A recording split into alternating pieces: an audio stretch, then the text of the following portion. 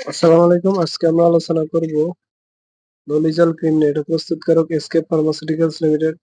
এটা জেনেরিক নাম ললিগোনাজল 1%। এটা 10 গ্রাম টিউবের দাম 100 টাকা এবং 20 গ্রাম টিউবের দাম 180 টাকা। এছাড়াও এটা লোশন আকারে পাওয়া যায়। নির্দেশনা: ললিজল ক্রিম কি জন্য ব্যবহার করা হয়?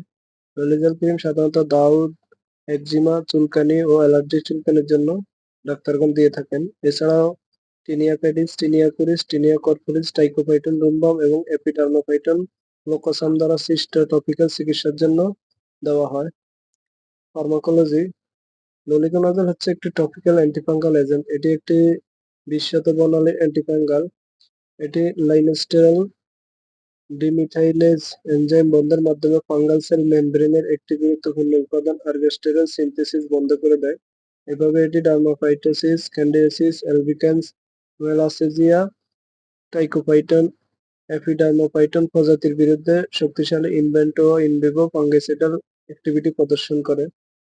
মাত্রা ও সেবনবিধি: ললিজল ক্রিম ডাক্তারগণ সাধারণত দিনে একবার দিয়ে থাকেন। এছাড়াও চিকিৎসকের পরামর্শ অনুযায়ী সেব্য।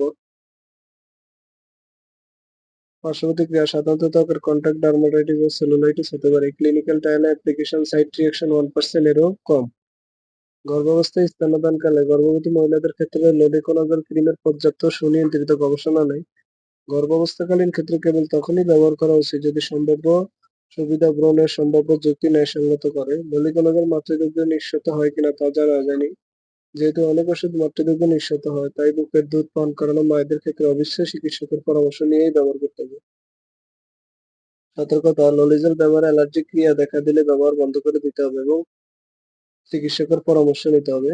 থেরাপিউটিক্যাল ক্লাস মিসেলেনিয়াস টপিক্যাল এজেন্ট।